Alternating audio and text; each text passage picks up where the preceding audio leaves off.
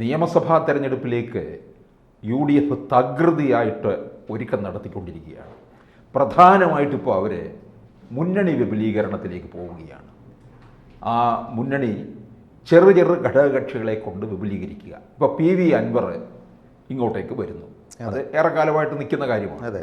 അതുപോലെ NDA വിട്ട CK Janu UDFിലേക്ക് വരുന്നു. ജോസ് കെ മാണിയുടെ പിന്നാലെ ഏറെ നാളായിട്ട് നടക്കുന്നുണ്ട്, വരുന്നെങ്കിൽ വരട്ടെ എന്നുള്ള മട്ടിൽ നിൽക്കുകയാണ്. അവരുടെ പ്രതീക്ഷ നടക്കുമോ UDFിൻ്റെ 2026 എന്നുള്ള നോട്ടം?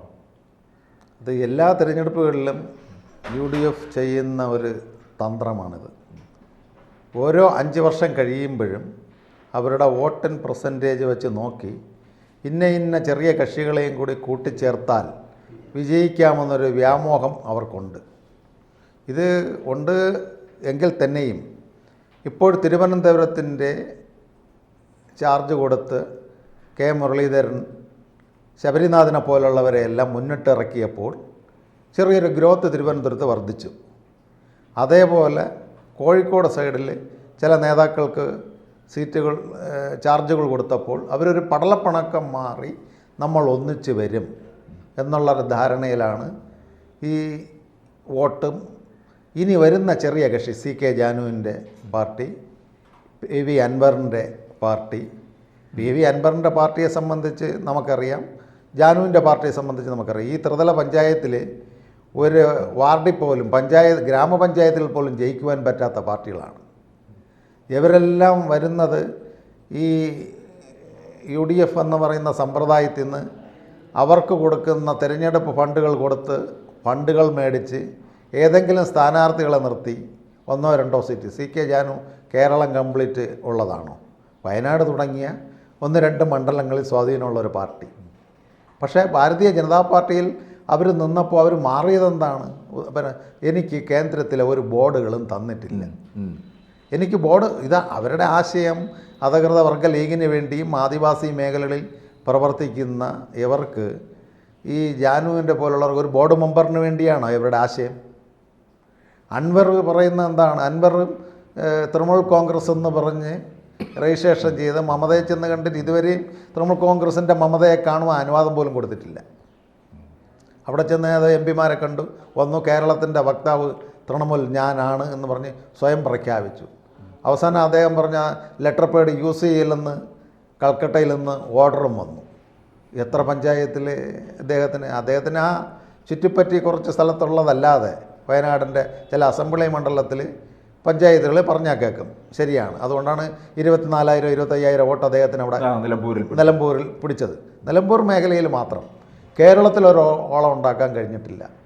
ഇവർ മാത്രമല്ല, കേരള കോൺഗ്രസ്സിന് ഇപ്പോൾ ഭരണം പാലയിലും കോട്ടയത്തും ഇടുക്കിയിലും എല്ലാം നഷ്ടമായി. ജോസഫ് ഗ്രൂപ്പിനാണ് അവിടെ ആധിപത്യമുള്ളതെന്ന് അറിഞ്ഞതുകൊണ്ട് UDFിലേക്ക് പിന്നെ ജോസ് കെ മാണി വരുന്നത് ജോസഫ് ഗ്രൂപ്പിന് താല്പര്യമില്ല. ജോസഫ് ഗ്രൂപ്പ് ഉണ്ടെങ്കിൽ ജോസഫ് ഗ്രൂപ്പ് നേരെ LDFിൽ പോകും. ആ രീതിയിലുള്ള പല കേരള കോൺഗ്രസിൻ്റെ ആൾക്കാരുമായിട്ട് നമ്മൾ കോട്ടയത്ത് വെച്ച് സംസാരിച്ചു. മാണി ഇങ്ങോട്ടേക്ക് വന്നു കഴിഞ്ഞാൽ ജോസഫ് ഗ്രൂപ്പ് ഒന്ന് അപ്രസക്തമാകുമോ എന്ന് സംശയിക്കുന്നുണ്ട്. പ്രത്യേകിച്ച് PJ ജോസഫ് ഇനിയിപ്പോൾ അടുത്ത ഒരു മത്സര രംഗത്ത് നിന്ന് മാറി നിൽക്കും.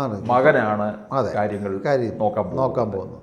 അപ്പോൾ അതുകൊണ്ട് ഇത് വലിയ നിർണായകമായ ഒരു എന്താ പറയുക, ഒത്തുപിടിച്ച മലയും പോരും എന്നുള്ള കുറച്ച് ചെറിയ കക്ഷികളെയും കൂട്ടിയ അത്രയും വോട്ട് കളയുണ്ടല്ലോ എന്നുള്ളത് കൊണ്ടുള്ള വിപുലീകരണത്തിന് അവരിറങ്ങും. എന്തിന്? NDAയിലെ നമ്മുടെ വിഷ്ണുപുരം ചന്ദ്രശേഖരെ പോലും നോട്ടമിട്ടിരിക്കുകയാണ്. അദ്ദേഹത്തിന് ഒരു വോട്ട് പാറ്റൻ്റ് ഉണ്ട്. അദ്ദേഹം പോകുമെന്ന് ഒരു രാഷ്ട്രീയ നിരീക്ഷകൻ എന്നുള്ള നിലയിൽ എനിക്ക് തോന്നുന്നില്ല. കാരണം അദ്ദേഹത്തിൻ്റെ ബേസ് RSS ആണ്. RSSൽ കൂടിയാണ് വിഷ്ണുപുരം ചന്ദ്രശേഖരൻ വളർന്നു വന്നിട്ടുള്ളത്. അദ്ദേഹം വിഷ്ണുപുരം എന്നുള്ള പേര് കൊടുത്തതേ സംഘത്തിൻ്റെ ഉത്തരവാദിത്വത്തിൽ കൂടി അദ്ദേഹമൊക്കെ പ്രവർത്തിച്ച സമയത്തൊക്കെ ഞാനും സംഘടനാ വർക്കിൽ ഉണ്ടായിരുന്ന ആളാണ്. അദ്ദേഹത്തിന് വ്യക്തമായ ആശയങ്ങളുണ്ട്. അപ്പോൾ അത് കേരള കാമരാജ് കോൺഗ്രസ് നെയ്യാറ്റിൻകര മണ്ഡലത്തിൽ സ്വാധീനമുണ്ട്, പാറശാല മണ്ഡലത്തിൽ സ്വാധീനമുണ്ട്, കാട്ടാക്കട മണ്ഡലത്തിൽ സ്വാധീനമുണ്ട്, കോവളം മണ്ഡലത്തിൽ സ്വാധീനമുണ്ട്. എന്തിനേറെ പറയുന്നത് സിറ്റിയിലുള്ള ഈവൻ കഴക്കൂട്ടം മണ്ഡലത്തിൽ പോലും അദ്ദേഹത്തിൻ്റെ പ്രവർത്തനമുണ്ട്. അദ്ദേഹം പോയ നിർണായക ശക്തിയാണ്. പക്ഷേ ആദർശപരമായ രീതിയിൽ നാഷണൽ ഡെമോക്രാറ്റ് അലയൻസ് വിട്ട് പോകുമെന്ന് എനിക്ക് തോന്നുന്നില്ല. വേറെയും ചില ഇടയ്ക്കൊരു ഇംഗ്ലീഷ് പേപ്പറിൽ 2 ദിവസത്തിന് മുമ്പേ ഉണ്ടായിരുന്നു. BDS-ൻ്റെ തുഷാർ വെള്ളാപ്പള്ളിയെ പോയി കണ്ടിട്ടുണ്ട് ചില UDF നേതാക്കൾ.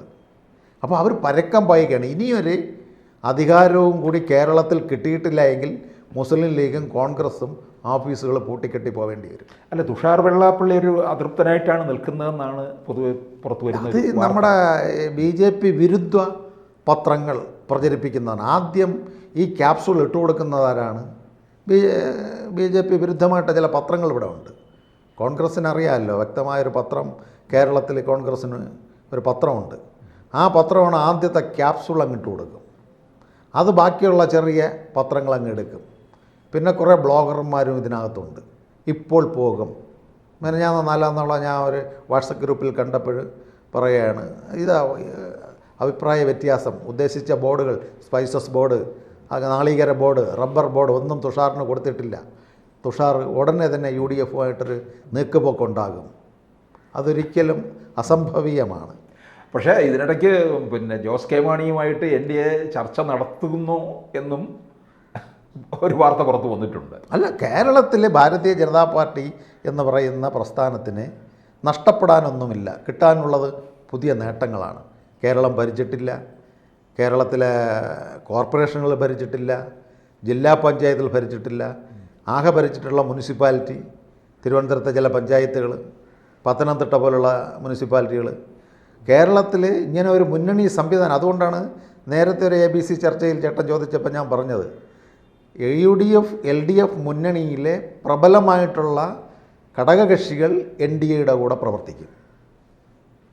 നമ്മുടെ കേരളത്തിൽ താമരയ്ക്ക് വോട്ട് കിട്ടുവാൻ പണ്ടൊരു കാലഘട്ടത്ത് നമ്മളെല്ലാം വിദ്യാർത്ഥിയായിരിക്കുമ്പോൾ വർഗീയതയെ തുടച്ചു നീക്കുക.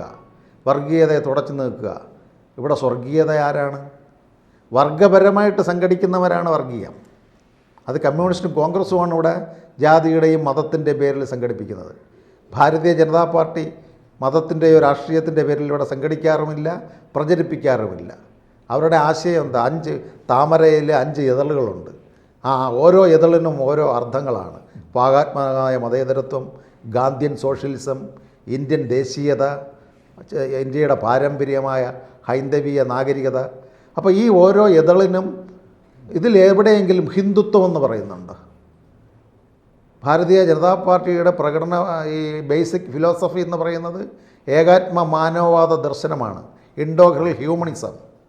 ആ ഏകാത്മ മാനവവാദ ദർശനം എന്ന് പറഞ്ഞാൽ ജനസംഘ സ്ഥാപകനായിരുന്ന നമ്മുടെ ദീനദയാൽ ഉപാധ്യായജി എഴുതിയ ഭരണഘടനയാണ്. കോൺഗ്രസിൻ്റെ ഭരണഘടനയെക്കാളും വലിയ ഭരണഘടനയാണ്. നല്ല സാമ്പത്തിക ശാസ്ത്രമാണ്, നല്ല കൃഷി നയമാണ്, അയൽ രാജ്യങ്ങളുമായിട്ടുള്ള ബന്ധം എങ്ങനെ വരണം, ഈ ഭാരതത്തിൻ്റെ ജനങ്ങൾ അന്യോദയ പദ്ധതി എന്ന് പറഞ്ഞ് അടൽ ബിഹാരി വാജ്പേയി കൊണ്ടുവന്ന് നരേന്ദ്രമോദി ഇപ്പോൾ പ്രഖ്യാപിക്കുന്ന അന്നപ്രശ്ന പദ്ധതി അതിൽ പറഞ്ഞിട്ടുണ്ട്.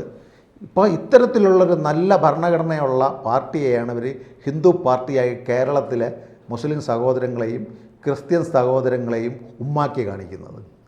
അപ്പോൾ ഇവിടെ എന്താണ്? BJP വന്നാൽ മുസ്ലിങ്ങളെ വോട്ടിക്കും, BJP വന്നാൽ ക്രിസ്ത്യാനികളെ വോട്ടിക്കും. ഒരോട്ടവും ഇല്ല. 3ാമത്തെ ടൈം 12ാമത്തെ 13ാമത്തെ വർഷം കേന്ദ്രത്തിൽ നടന്നിട്ട് ഇന്ത്യയിൽ ഒരു വർഗീയ കലാപം നടന്നിട്ടില്ല.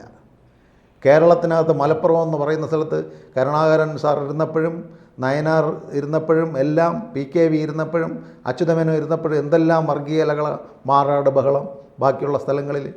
ഇതുവരെയും കേരളത്തിനകത്തൊരു ബഹളം നടന്നിട്ടില്ല. അപ്പോൾ BJPയെ ഉമ്മാക്കി കാണിച്ചുകൊണ്ട് ന്യൂനപക്ഷങ്ങളെ ഇവർ പേടിപ്പിച്ചു കൊണ്ടിരുന്നു. പക്ഷേ ഈ ത്രിതല തിരഞ്ഞെടുപ്പോടുകൂടി തിരുവനന്തപുരവും കോട്ടയവും കോഴിക്കോടും കമ്മ്യൂണിസ്റ്റ് കോട്ട കൊത്തളമായ കൊല്ലത്ത് പോലും ന്യൂനപക്ഷ സഹോദരങ്ങൾ BJPക്ക് വോട്ട് കൊടുത്തു. അപ്പോൾ എന്തായാലും UDF വലിയൊരു പ്രതീക്ഷയോടുകൂടിയാണ് അവർ. ഇല്ല, അത് അസ്ഥാനത്താണ്.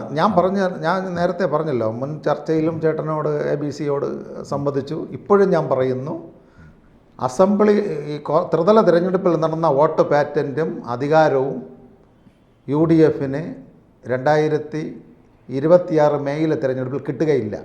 കോൺഗ്രസ്സിന് അധികാരത്തിൽ വരുന്ന കാര്യം സംശയമാണ്. ഈ കേരളം അന്നും ഇന്നും കുന്തം വിഴുങ്ങിയ പോലെ നിൽക്കണ്ട, എന്തെങ്കിലും ഡെവലപ്മെൻറ്റുകൾ വരണമെന്ന് പറഞ്ഞ് ഇതേ വോട്ട് അസംബ്ലി തെരഞ്ഞെടുപ്പിൽ ഭാരതീയ ജനതാ പാർട്ടിക്ക് കിട്ടും. അതിന് യാതൊരു സംശയവുമില്ല. ഇവർ പറയുന്ന 2 സീറ്റേ കിട്ടുകയുള്ളൂ. പല സംവാദകരും പല ചർച്ചകൾ പറയാറുണ്ട് 2 കൂടുതൽ പോകില്ല എന്ന്. ഉറപ്പിച്ചിട്ട് ഞാൻ പറയുന്നു 10 മുകളിലും 20 സീറ്റ്, മിനിമം 18, 15, 14, 17 കേരള സംസ്ഥാനത്ത് ഭാരതീയ ജനതാ പാർട്ടി കേന്ദ്ര ഭരണത്തിൻ്റെ ഇതും മോഡിക്കൊരു വോട്ടെന്ന് പറഞ്ഞു കൊടുക്കും. ലോകാരാധ്യനായ നരേന്ദ്രമോദിക്കൊരു വോട്ടെന്ന് പറഞ്ഞു കൊടുത്ത് ഇവിടെ വൻ വികസനങ്ങൾ വരും. BJP തീരുമാനിക്കും ഇവിടെ ആര് ഭരിക്കണമെന്നുള്ളത്. അങ്ങനെ ഒരു സിറ്റുവേഷൻ ഭാരതത്തിൽ ക്രിയേറ്റ് ചെയ്ത് വരുന്നു. കേരളത്തിലെ UDFും LDFും അതൃപ്തിയായ മുന്നണികളിലുള്ളവർ ഭാരതീയ ജനതാ പാർട്ടിയുമായിട്ട് ചേർന്ന് അവർ പറയുന്ന UDF വിപുലീകരണമല്ല ഇവിടെ നടക്കാൻ പോകുന്നത്, NDA വിപുലീകരണം ഇവിടെ നടക്കും. കൂടുതൽ വാർത്തകളും വിശേഷങ്ങളും നിങ്ങളിലേക്ക് എത്താൻ ABC മലയാളം സബ്സ്ക്രൈബ് ചെയ്യുക, ബെൽ ബട്ടണും അമർത്തുക.